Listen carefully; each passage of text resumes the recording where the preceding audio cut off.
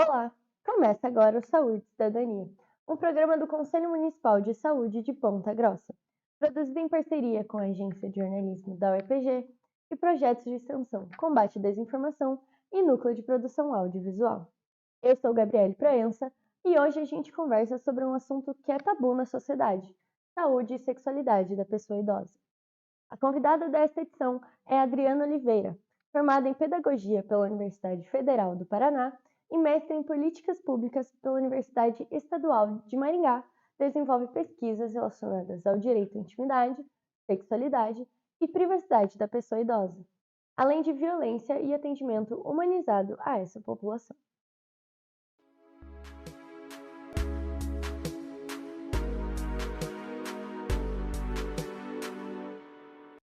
Bem-vinda, Adriana. Obrigada pela entrevista.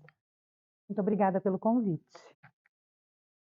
Ao falar sobre o envelhecimento, quase sempre o foco recai sobre as doenças, os cuidados médicos e a manutenção do corpo, mas o desejo, o afeto, a curiosidade de aprender e de viver novas experiências continuam existindo nessa fase da vida e precisam ser respeitados. Por isso, o programa de hoje é para informar e abrir espaço para escuta e incentivo ao tratar sobre o assunto na sociedade. Adriano, a população vem envelhecendo cada vez mais. Segundo o IBGE, cerca de 15% da população tem 60 anos ou mais. Sabe-se que as relações, o conhecimento do corpo e a sexualidade continuam fazendo parte da vida ao envelhecer. Mas por que ainda é tão difícil falar sobre o tema? Historicamente, né, historicamente a gente vem de um processo, onde falar sobre sexualidade é algo, um tabu, né, é como se você tivesse que manter isso em segredo. E na sociedade da aparência, na sociedade capitalista que nós temos hoje, você envelhecer, né, parece que é um pecado. Por mais que você, esteja num momento de protagonismo da pessoa idosa atualmente, que você esteja num processo de envelhecimento mundial, ainda assim a gente vive uma realidade que mostra para nós como se envelhecer fosse ruim e que você perdesse as suas vontades, você perdesse um pouco da sua identidade. Historicamente, como eu já falei, não se fala sobre sexualidade, exercício pleno da sexualidade. O cuidado com o corpo vai apenas para essa área da aparência e não para o interno. Então, por isso, a gente ainda precisa vencer e muito precisa ser falado sobre sexualidade cada vez mais, né? Sobre as nossas vontades, algo que está dentro de nós. É importante que a gente fale sobre isso. Segundo dados do Ministério da Saúde de 2024, no Paraná foram notificados ao Sistema de Atendimento Médico cerca de 907 casos de AIDS e 973 casos de HIV. Os dados divulgados não estão recortados por faixa etária nas unidades federativas. Já em âmbito nacional, o recorte por idade mostra que mais de 2.000 casos foram registrados somente entre as pessoas de 60 anos ou mais.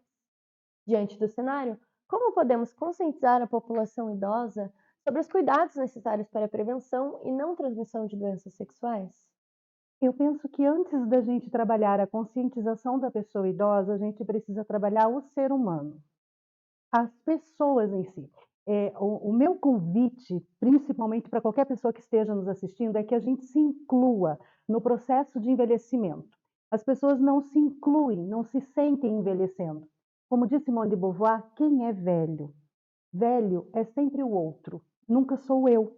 Então, quando eu enxergo somente o outro envelhecendo e não me coloco nessa posição, eu acabo acusando ou cerceando, vamos pôr assim, o direito destas pessoas. Então, para trabalhar a conscientização da pessoa idosa, eu preciso primeiro trabalhar as outras gerações, para que elas entendam que envelhecer é parte de um processo da vida, nada mais. É apenas um número, né? Eu continuo um ser humano com os meus desejos, com as minhas vontades. Então, primeiro isso, depois a gente precisa também, concomitante, trabalhar a informação qualificada e não isso que circula nas redes sociais, né, ou que você ouve do vizinho, uma informação pautada na área da saúde, uma informação coesa e verdadeira, né, onde você fale sobre envelhecer e o que isso traz para a tua saúde, para o teu processo, para o teu corpo, para o teu organismo, para a tua mente, né? A sexualidade pode ser exercida em diferentes âmbitos, não apenas no ato sexual em si, no órgão, no genital, feminino e masculino, né? A sexualidade ela começa quando você se prepara hoje pela manhã, né? Hoje é a hora que você acordou, que você escolheu a blusa que você colocou, que você arrumou seu cabelo, que você escolheu um batom, que você tomou um banho. O exercício da sexualidade já iniciou em você. Então ele é natural e ele precisa ser tratado assim em todas as etapas da vida. É isso. Esse é o primeiro ponto para a gente falar. Informação junto com o trabalho de aceitação também do outro, né? Na USP, o Ambulatório de Sexualidade e Envelhecimento do Serviço de Geriatria é um exemplo de iniciativa que oferece atendimento especializado, promovendo um espaço seguro e acolhedor para que pessoas idosas possam falar sobre sexualidade sem tabus. No Paraná, existe alguma iniciativa semelhante ou ainda falta um atendimento especializado? Olha, no âmbito da saúde, a gente fala sobre tudo de uma forma muito generalista, porque são muitos assuntos, né? Eu tenho percebido alguns cartazes, alguns folders, né? Mas nós temos que lembrar quem é o público idoso nosso, né? O público 60 mais hoje. No nosso país é um público que, na sua grande maioria, não tem um nível de alfabetização, de escolaridade, né? Vamos por assim, alto. Então, se você der um folder, alguns não vão conseguir fazer a leitura. A gente precisa externar, precisa dialogar, precisa conversar sobre o assunto. Eu acho que a saúde, eu acredito, não só a saúde, mas acho que os outros órgãos que também trabalham com o envelhecimento precisam conversar sobre o assunto e trazer à tona, mas não a partir só dos mais jovens, fazer a escuta qualificada da pessoa idosa. Nada sobre nós sem nós. Não posso falar de um tema onde eu não faço essa escuta com aquela que está envolvida, né? Eu acredito também que o fato da gente ter hoje profissionais gerontólogos que trabalham o processo de envelhecimento, e daí nesse processo, além das questões funcionais, né, que a gente tem, trabalhar também as questões da saúde mental, né, aquilo que vai nos afligir no processo do envelhecer. Então, penso que a gente pode fazer algo assim. Hoje, a saúde tem um plano estadual, né, de envelhecimento, de saúde e envelhecimento, que vale a pena ampliar, já existe trabalho sendo feito, mas ampliar isso para chegar na população idosa e na população, nas outras gerações também, na família. A família precisa entender que a pessoa envelheceu ou ficou idosa, ela não está em cárcere, né? Ela está viva, livre, plena de seus direitos, e a família também precisa trabalhar isso, né? Eu acho que fazer algo nesse sentido vai potencializar a prevenção de doenças, a gente trabalhar na área preventiva e não só na doença, né? A saúde já tem voltado seu olhar para isso, mas precisa também focar nessa área da sexualidade, do exercício pleno, de ser você, né? No seu exercício da sua vida, né? Tem muita desinformação sobre o assunto também, né? No último episódio da série Prazer Renata 60 mais, do Fantástico, especialistas falaram sobre como a desinformação atinge a população idosa na hora de falar sobre saúde e sexualidade. Aqui no Paraná, como podemos educar a população para o assunto? Quais são os mitos e informações falsas que você já viu circulando e como a gente pode desmenti-las? Eh, eu acredito que a principal desinformação quando se fala de sexualidade para a pessoa idosa, é que ela não tem mais esse desejo, né? É como se envelhecer tirasse de você esse exercício, essa vontade. E isso não é real. O desejo, ele permanece de diferentes formas. Eu posso encontrar maneiras diferentes de me relacionar com o outro. Eh, Hoje, a gente tem um mito, né, do felizes para sempre, do juntos até que a morte nos separe, mas as relações ela muda, né, de todas as pessoas, elas mudam no curso da vida. Eu posso ficar viúva, eu posso me divorciar, eu posso querer me separar, eu posso querer ficar sozinha. Tantas, possibilidades para uma única vida, né.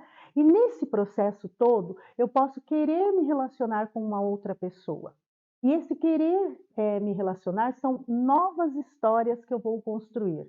Então, primeira coisa que precisa ser vencida, a sexualidade ela nos acompanha durante a nossa vida. A gente pode até canalizar a nossa energia, o nosso olhar para outra área, mas aquilo permanece em nós. Uma outra coisa que também tem, mulheres na menopausa ou quando a gente está entrando no processo de menopausa, que a gente perde o interesse sexual.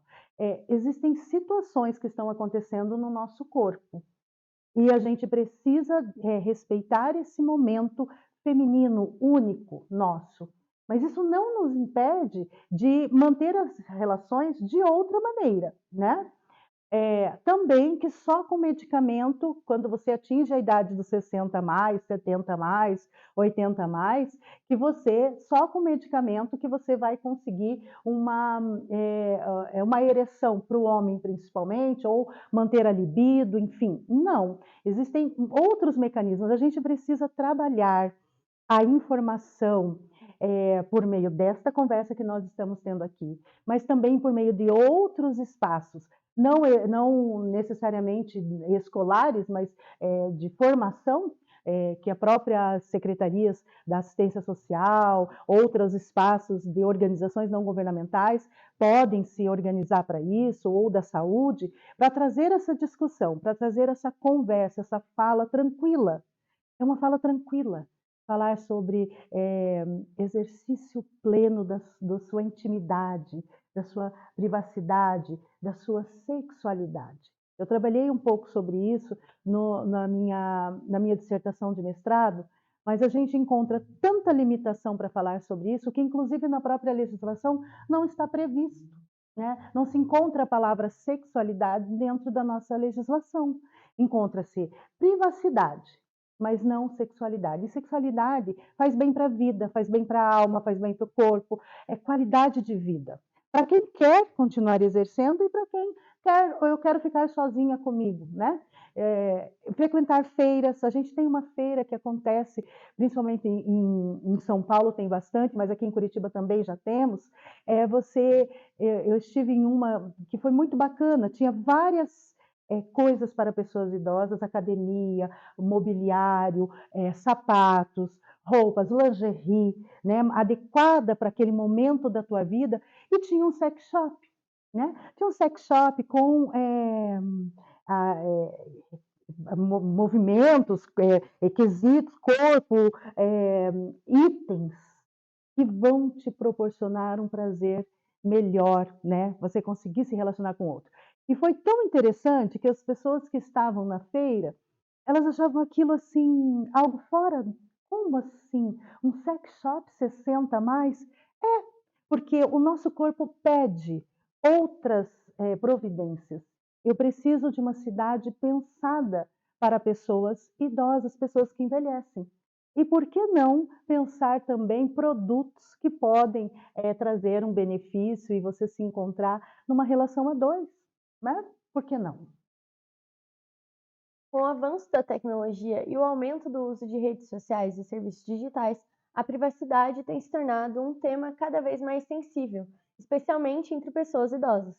Muitas vezes, dados pessoais são compartilhados sem consentimento, imagens são expostas de forma inadequada ou informações de saúde acabam sendo divulgadas sem os devidos cuidados. Neste cenário, como garantir que os direitos à intimidade e à privacidade da pessoa idosa sejam respeitados no Brasil? Então, o primeiro passo para a gente garantir o direito da população idosa é o Estatuto da Pessoa Idosa. A gente tem o Estatuto da Pessoa Idosa, a gente tem uma secretaria estadual que fala sobre a pessoa idosa, que trata que aborda isso. Nós temos os conselhos, o estadual e os conselhos municipais dos direitos da pessoa idosa em todo o território paranaense. 399 municípios têm esse órgão controlador, né, das políticas públicas voltadas para a pessoa idosa. E eu estive recentemente fazendo uma fala no município sobre sexualidade. E o objetivo lá era trabalhar os gestores e técnicos municipais para fazer um atendimento à população idosa quando chega uma demanda de violação de direitos, principalmente na violação sexual. Porque as outras violações parece que são consentidas, ou vou pôr, consentida é uma palavra muito forte, vou pôr assim, até permitido. A gente consegue trabalhar sobre violência contra a pessoa idosa, violência física, violência psicológica. Você consegue abordar esse assunto, mas quando uma pessoa chega com uma violência sexual ou quando ela traz uma demanda sobre sexo, existe uma barreira, como se o envelhecimento não permitisse isso. As pessoas ficam cuidando das pessoas idosas para que elas não exerçam esse direito. E aí, chegar isso no município era algo muito inusitado. Eles estavam com bastante dificuldade. E eu acredito que isso em vários outros municípios também. Então, a primeira parte do curso, da capacitação, foi para os técnicos e a segunda foi para as pessoas idosas. Por quê? Muitas estavam sendo influenciadas ou entra num site de relacionamento, que hoje tem site de relacionamento 60 mais, 50 mais, né? Enfim, ou se deixa aliciar por um convite no Facebook, e daí começa a trocar mensagens, a pessoa está num nível de carência e também não tem com quem falar sobre isso, e daí começa a entrar no meio, né, da internet, que hoje está acessível para todos, e essas pessoas, depois que conseguem a confiança da pessoa idosa, acabam mandando uma fotografia, um nudes, né? Manda uma foto, pede uma foto, e a pessoa, nesse grupo em especial, as pessoas não sabiam o que era nudes, o que significava, o que é comum, o que aquilo que é do meu conhecimento, talvez não seja do conhecimento do outro. Tem uma frase que eu não sei de quem é, mas que representa muito bem isso. O óbvio só é óbvio para mentes preparadas. Se a minha mente está preparada para falar sobre sexualidade, eu vou me aprofundar nesse tema e vou saber o que significa tudo que envolve isso. Se a minha mente não está preparada, eu guardo isso para mim. Então, esse tipo de violência, a pessoa idosa não deve ceder, ela tem que procurar ajuda. O que acontece? As pessoas mandam a mensagem e daí dizem, cobram dinheiro para não divulgar, né? Ficam extorquindo, pedindo mais fotografias ou pedindo recursos. E aí, como eu não tenho com quem falar, eu vou pagando isso. E nós estamos com bastante pessoas sofrendo esse tipo de violência, chantagem, né, de espalhar isso para a cidade, principalmente cidades pequenas, expor a pessoa idosa a uma situação vexatória. Por quê? Porque ainda também se tem, nossa, como que eu, aos 60, aos 70 anos, estou querendo namorar, estou querendo me relacionar, estou querendo ter um caso, ou o nome que quiserem dar para aquilo que é o ato em si. Como que eu vou me sentir em relação aos demais se isso for divulgado na internet? Então, é preciso se saber onde você entra, com quem você está falando, mas antes de tudo isso, além de eu me cercar de todos esses cuidados, eu volto à frase ao começo da nossa conversa. Precisamos trabalhar as famílias, precisamos trabalhar as pessoas para se inserirem no lugar de alguém que envelhece. Você também está envelhecendo. Nós estamos aqui há 15 minutos envelhecendo. Ninguém aqui está rejuvenescendo. E vai passar mais rápido do que a gente imagina, né? E junto com a permissão e o exercício pleno do meu direito da sexualidade, eu também tenho que ter os cuidados, o cuidado com a saúde. O HIV, a AIDS, nesse município em específico que eu estive, por exemplo, as pessoas idosas, depois que terminaram, elas vieram me procurar e disseram, eu tenho tantos anos, eu tenho 50 anos de casada, eu tenho 60 anos de casada, e é a primeira vez que eu estou ouvindo falar sobre isso. Aí a gente pensa assim, nossa, mas a internet está aí, todo mundo fala disso o tempo todo, mas não chega para quem precisa chegar. E é sobre isso que a informação tem que circular. É para quem ela fala, com quem ela fala e a forma que ela chega para aquelas pessoas. Então, falar de HIV nunca ouviu falar, falar palavra nudes nunca ouviu falar, falar sobre ter prazer na relação do cuidado consigo mesmo, muito menos, porque parece que envelhecer nos limita e não é verdade. Envelhecer é uma etapa da nossa vida onde a gente tem direito de continuar sendo a gente. Como dizia a dona Vera, que trabalhava comigo, o que eu perguntava para ela, dona Vera, o que a pessoa idosa quer? A gente só quer o direito de continuar. Continuar o quê? Continuar a nossa história, continuar a nossa trajetória. E isso em todos os âmbitos da vida, com o devido cuidado, com o devido respeito, cuidando da saúde, cuidando de si e do outro também. É assim que a gente vive melhor, né? Muito obrigada pela entrevista, Adriana. Eu que agradeço a oportunidade de falar de algo tão significativo e que, ao meu envelhecer, eu quero dar continuidade, né? E encerra aqui mais uma edição do programa Saúde e Cidadania. Até a próxima!